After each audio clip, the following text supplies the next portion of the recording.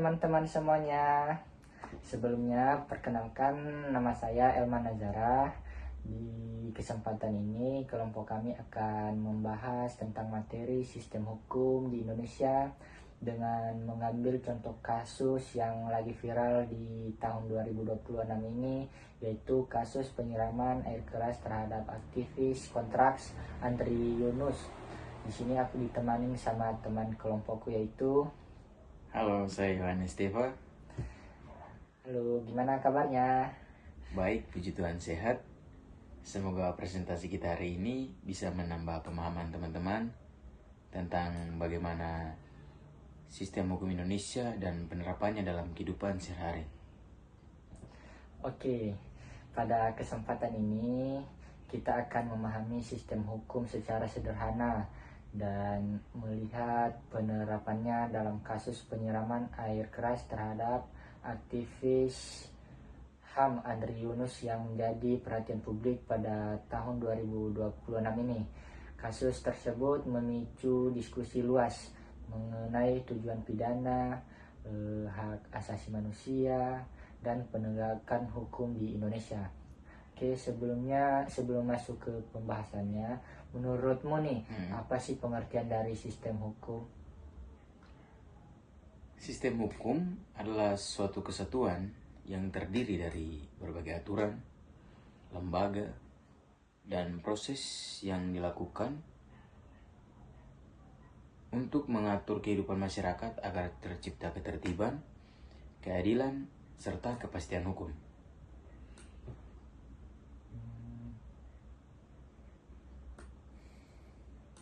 Nah, kita masuk ke kasus yang kita angkat. Kenapa kelompok kita memilih kasus Andri Yunus? Karena kasus ini sempat menjadi perhatian masyarakat dan banyak orang yang mengikuti proses hukumnya. Kalau kronologinya itu bagaimana ya kira-kira tentang kasus ini? Salah satu kasus yang menjadi perhatian publik pada tahun 2026 ini adalah penyiraman air keras terhadap aktivis Andri Yunus. Peristiwa tersebut terjadi pada bulan Maret 2026 dan mendapat sorotan luas dari masyarakat, media, serta berbagai organisasi hak asasi manusia. Kasus ini dianggap penting karena menyangkut keselamatan seorang pembela HAM serta menimbulkan pernyataan mengenai perlindungan hukum terhadap aktivis. Dalam kasus tersebut, aparat penegakan hukum menggunakan ketentuan pidana mengenai penganiayaan berat, sementara sebagian pihak berpendapat bahwa perbuatan tersebut dapat dikategorikan sebagai percobaan pembunuhan berencana. Perbedaan pandangan ini menunjukkan bagaimana proses penafsiran hukum dapat terjadi dalam praktik penegakan hukum. Oke, aku waktu pertama kali mendengar berita ini sih, jujur aku kaget banget. Iya, banyak masyarakat juga merasakan hal yang sama karena dampaknya itu sangat besar bagi korban sampai mengalami beberapa luka permanen ya, bahkan cacat di bagian tubuh dan bahkan buta di mata. Kenapa ya kira-kira kasus ini cepat banget viralnya gitu? Ya karena itu tadi, korban tuh mengalami cacat permanen dan buta pada mata. Adanya juga masyarakat yang bukan cuma fokus pada pelakunya, tapi juga bagaimana proses hukumnya itu berjalan. Apakah keadilan itu benar-benar bisa diberikan nggak?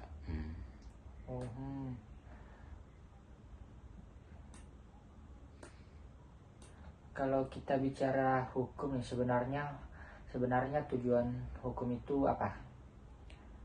Tujuan hukum pada dasarnya itu adalah menciptakan kehidupan masyarakat yang tertib, aman, dan adil. Dalam ilmu hukum, ada 3 tujuan utama yang sering dibahas, yaitu keadilan, kepastian hukum, dan kemanfaatan. Ketiga tujuan ini menjadi dasar mengapa hukum dibuat dan masyarakat itu akan menjadi apatis, dan merasa hukum tidak mampu melindungi mereka. Selain menghukum pelaku, apakah korban juga harus diperhatikan gitu? Tentu saja, korban itu berhak mendapatkan perlindungan dan pemulihan. Berarti hukum bukan hanya untuk pelaku saja gitu? Betul, korban juga memiliki hak yang harus dijamin oleh negara. Ini negara kita. Oke, menurutmu apa tantangan terbesar sistem hukum di Indonesia untuk saat ini? Menurut saya, kepercayaan masyarakat, profesionalisme aparat, dan perkembangan kejahatan yang semakin kompleks. Iya, apalagi sekarang teknologi semakin maju ya. Nah, tuh.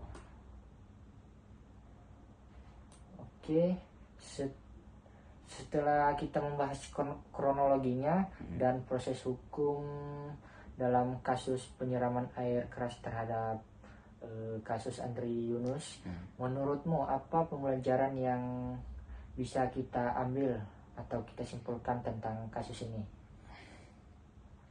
Menurut saya ada banyak pelajaran penting yang bisa dipetik dari kasus ini. Salah satunya adalah bahwa harus ditegakkan secara adil hukum tersebut, transparan dan profesional. Kasus yang menimpa Andri Yunus menunjukkan bahwa setiap tindakan kekerasan harus ditangani secara serius oleh aparat penegakan hukum.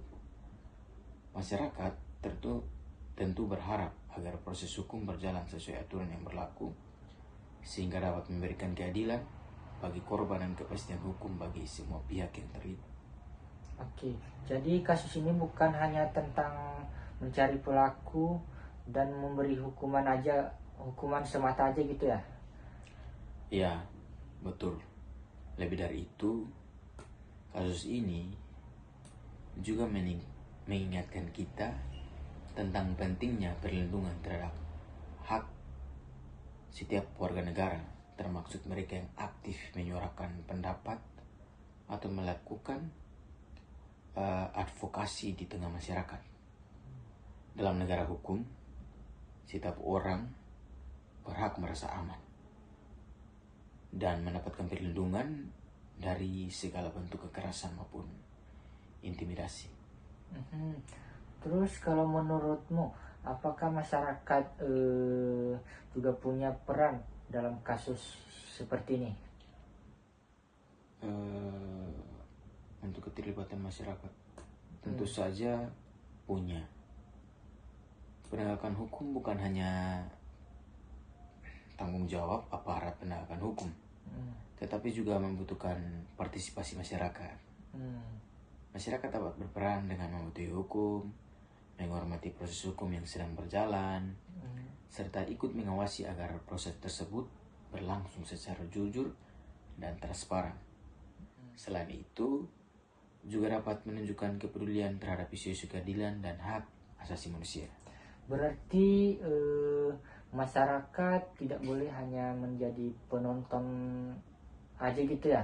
Ya, benar sekali. Masyarakat juga harus memiliki peran penting dalam menjaga agar hukum tetap berjalan sebagaimana mestinya. Dengan adanya perhatian dan pengawasan dari masyarakat, proses penegakan hukum dapat berlangsung lebih terbuka dan akuntabel. Namun, pengawasan tersebut tetap harus dilakukan secara bijak dan berdasarkan fakta yang dapat dipertanggungjawabkan. Di era sekarang, media sosial juga sangat berpengaruh dalam penyebaran informasi tentang suatu kasus. Bagaimana menurutmu? Saya setuju. Mengapa? Media sosial memiliki peran yang sangat besar lah dalam menyebarkan informasi kepada masyarakat dengan cepat. Dalam kasus Andri Yunus, informasi mengenai kejadian tersebut dapat diketahui oleh banyak orang dalam waktu singkat melalui berbagai platform media sosial dan media online. Hal ini membuat masyarakat. Bolehlah ketiga hukum tersebut dijelaskan satu persatu? Boleh. Yang pertama adalah keadilan. Berarti setiap orang mendapatkan perlakuan yang sama di depan hukum tanpa membedakan status sosial, jabatan, kekayaan, suku, agama maupun latar belakang lainnya. Dengan adanya keadilan, masyarakat akan merasa bahwa hak-haknya dihormati dan dilindungi. Keadilan juga menjadi salah satu alasan mengapa hukum ditegakkan secara jujur dan tidak memihak kepada siapapun. Yang kedua adalah kepastian hukum. Kepastian hukum berarti semua aturan yang berlaku harus jelas dan dapat dipahami oleh masyarakat. Setiap proses hukum juga harus dilakukan sesuai peraturan yang berlaku, sehingga tidak ada tindakan yang dilakukan secara sewenang-wenangan. Dengan adanya kepastian hukum, masyarakat mengetahui hak dan kewajibannya, serta memahami konsekuensi apabila melanggar aturannya yang ada. Kemudian, yang ketiga itu adalah kemanfaatan hukum. Kemanfaatan hukum berarti harus mampu memberikan manfaat nyata bagi masyarakat. Hukum tidak hanya berfungsi untuk menghukum pelanggaran, tetapi juga untuk menciptakan ketertiban, keamanan, dan kesejahteraan. Dengan kata lain, keberadaan hukum harus membawa dampak positif yang dapat dirasakan oleh masyarakat dalam kehidupan sehari-hari. Berarti ketiga tujuan tersebut saling berkaitan ya? Betul sekali. Ketiga tujuan tersebut tidak bisa dipisahkan satu sama lain. Hukum yang baik harus mampu memberikan keadilan kepada masyarakat, memiliki kepastian dalam penerapannya, serta memberikan manfaat yang nyata. Jika salah satunya tidak tercapai, maka hukum juga tidak akan berjalan maksimal. Oke. Kalau menurutmu nih, yang paling penting yang mana kira-kira? Yang paling Menurut penting? saya, semuanya penting. Kenapa? Karena kalau hanya kepastian hukum tetapi tidak ada keadilan, maka masyarakat akan merasa kecewa dan menganggap hukum tidak berpihak pada kebenaran. Sebaliknya, jika hanya mengejar keadilan tanpa adanya kepastian hukum, maka proses hukum bisa jadi tidak jelas dan menimbulkan kebingungan. Begitu juga jika hukum tidak memberikan manfaat bagi masyarakat, maka keberadaan hukum dianggap kurang berguna. Oleh karena itu, keadilan, kepastian hukum, dan kemanfaatan harus berjalan secara seimbang agar tujuan hukum dapat tercapai dengan baik. Jadi dapat kita simpulkan berarti bahwa tujuan hukum bukan hanya untuk menghukum orang yang melanggar aturan saja, Ya, betul. tetapi juga menciptakan kehadiran masyarakat yang tertib, aman, adil, dan sejahtera gitu ya. Betul sekali. Itulah mengapa hukum memiliki peran yang sangat penting dalam menjaga ketertiban, menciptakan keadilan dalam kehidupan masyarakat, berbangsa, dan bernegara. Oke, kita sering mendengar istilah bahwasanya semua orang sama di mata hukum. Sebenarnya apa sih yang dimaksud dari istilah tersebut? Istilah tersebut tuh berarti setiap orang memiliki kedudukan yang sama tuh maksudnya tuh.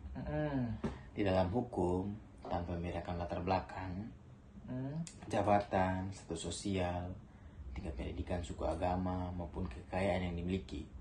Jadi, siapapun orangnya, baik masyarakat biasa, pengusaha, pejabat pemerintah, aparat negara, maupun tokoh terkenal, semua harus mendapatkan perlakuan yang sama ketika berhadapan dengan hukum.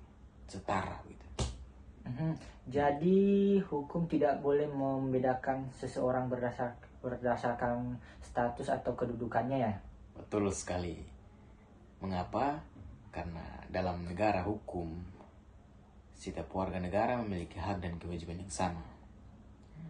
Jika seseorang melanggar pelanggaran hukum, maka ia harus diproses secara aturan yang berlaku tanpa memandang siapa korban suatu tindakan pidana, maka ia juga berhak mendapatkan perlindungan yang sama.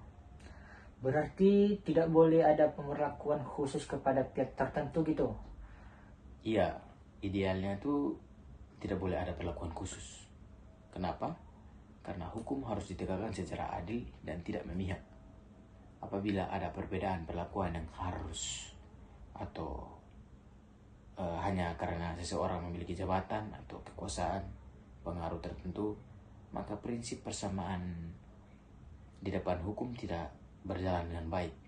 Oleh karena itu, aparat penegakan hukum harus bersikap profesional, objektif dan menangani setiap perkara atau hukum yang dijalankan. Kira-kira menurutmu kenapa asas persamaan di depan hukum itu sangat penting? Asas yang penting begitu. Yang sangat penting. Karena asas ini tuh merupakan salah satu fondasi utama di negara hukum. Dia fondasi pertama di negara hukum. Atau utama gitu. Dengan adanya persamaan di depan hukum, masyarakat akan merasa bahwa hak-haknya dihormati dan dilindungi oleh negara. Selain itu, asas ini juga dapat meningkatkan kepercayaan masyarakat terhadap sistem hukum dan penegakan hukum. Oh, kalau dikaitkan dengan kasus Andre Yunus yang kita bahas ini, bagaimana penerapan asas ini kira-kira? Kalau dikaitkan dengan penerapan asas kasus Andre Yunus ini, proses hukum harus dilakukan secara adil dan transparan. Siapapun yang terlibat, baik korban maupun pelaku, harus mendapatkan perlakuan yang sesuai dengan ketentuan hukum yang berlaku. Aparat penegakan hukum juga harus bekerja secara profesional agar masyarakat dapat melihat bahwa hukum benar-benar ditegakkan tanpa pandang bulu. Oh, jadi masyarakat juga berhak mengawasi jalannya proses hukum, gitu Tentu kan? saja, ya. Betul. Dalam negara demokrasi, masyarakat memiliki hak untuk mengawasi dan memberikan perhatian terhadap proses penegakan hukum. Hal tersebut penting. Kenapa?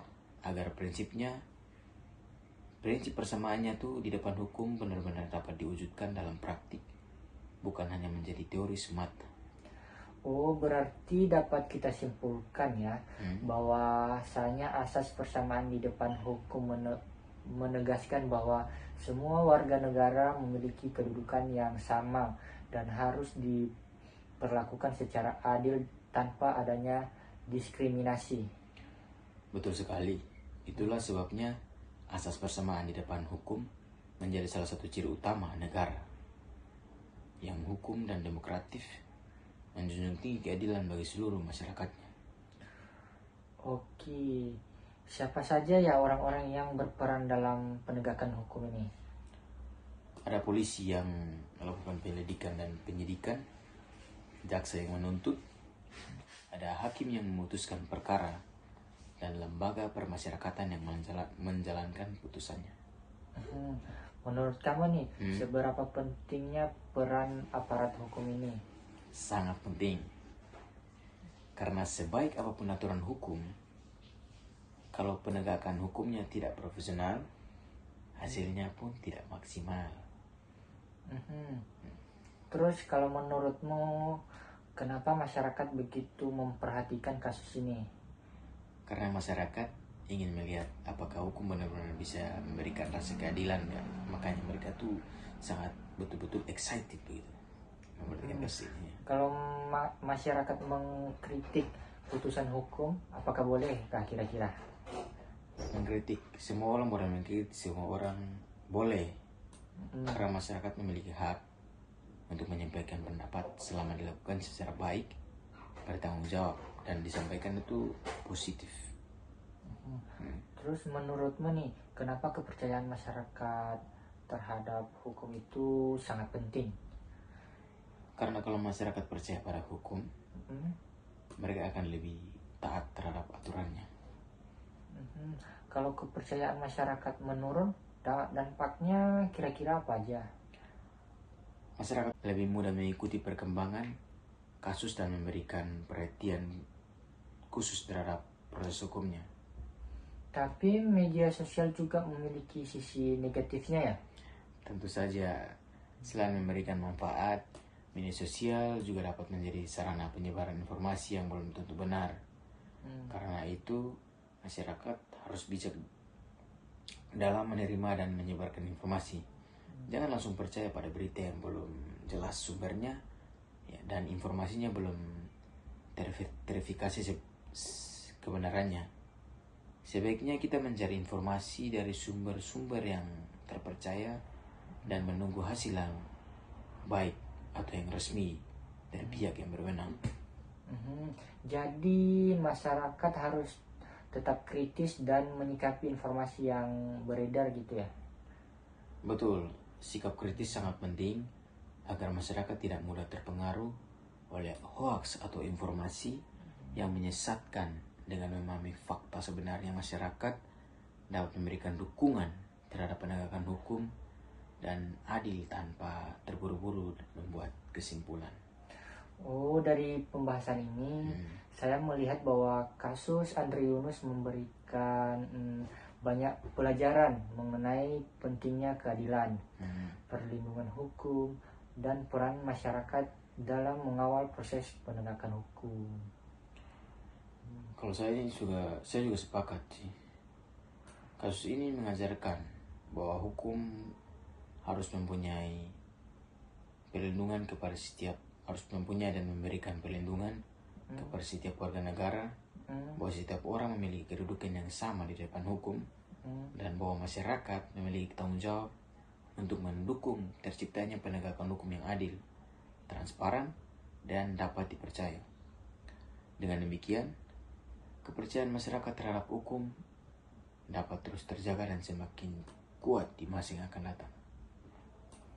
Kira-kira apa harapanmu terhadap sistem hukum di Indonesia? Saya sangat besar-besar berharap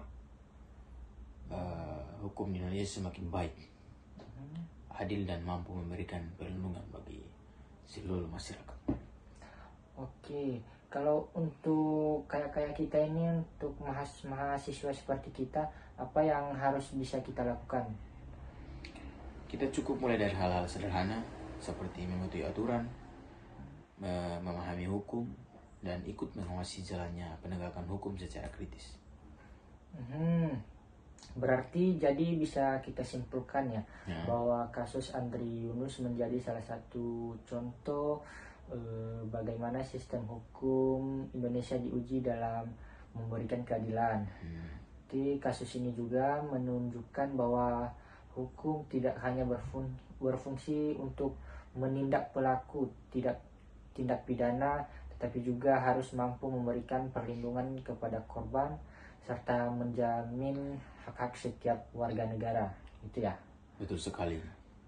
Dari kasus ini kita dapat melihat bahwa proses penegakan hukum memiliki peran yang sangat penting dalam menjaga kepercayaan masyarakat. Hukum tidak hanya harus memberikan kepastian melalui aturan yang jelas, tetapi juga harus mampu menghadirkan rasa keadilan dan manfaat bagi masyarakat luas. Oh, berarti selain itu kasus Andre Yunus juga mengingatkan kita ya, bahwa setiap bentuk kekerasan harus ditangani secara serius dan profesional. Berarti masyarakat tentu berharap agar setiap kasus dapat diselesaikan secara transparan sehingga kebenaran dapat terungkap dan keadilan dapat ditegakkan. Benar, kasus ini memberikan pelajaran bahwa perlindungan terhadap hak asasi manusia merupakan hal penting dalam negara hukum. Setiap negara berhak mendapatkan rasa aman, perlindungan yang sama tanpa memandang latar belakang ataupun profesinya. Jadi sebagai kita mahasiswa, kita harus juga dapat mengambil hikmat dari kasus ini ya, yaitu penting memahami hukum, menghormati hak orang lain, serta berpartisipasi secara positif dan mengawasi jalannya penegakan hukum di Indonesia. Dengan adanya kesadaran hukum yang baik bagi masyarakat, diharapkan proses penegakan eh, penegakan hukum dapat berjalan lebih efektif ya, dan mampu menciptakan keadilan bagi semua pihak. Oke, semoga sistem hukum di Indonesia ke depannya semakin baik ya, semakin profesional, semakin dipercaya oleh masyarakat dalam menyelesaikan berbagai masalah hukum yang terjadi. Itu ya. Amin. Karena negara yang baik adalah negara yang mampu menegakkan hukum secara adil, transparan, dan tanpa membedakan siapapun. Dengan demikian, masyarakat mampu dilindungi dan memiliki kepercayaan terhadap sistem hukum yang berlaku. Oke, baik. Mungkin itu saja presentasi dari kelompok kami mengenai sistem hukum Indonesia dengan studi kasus penyiraman air keras terhadap Andri Yunus. Semoga materi yang kami sampaikan dan menambah wawasan dan pemahaman kita semua mengenai pentingnya hukum dalam kehidupan bermasyarakat, berbangsa, dan bernegara. Terima kasih atas perhatian teman-teman serta Bapak Ibu dosen yang telah menyimak presentasi kami dari awal hingga akhir. Mohon maaf apabila masih terdapat kekurangan dalam penyampaian materi kami. Oke, sebelum kami tutup, kami ucapkan selamat menonton video kami. Semoga membantu membuka wawasan teman-teman semua. Dadah, goodbye.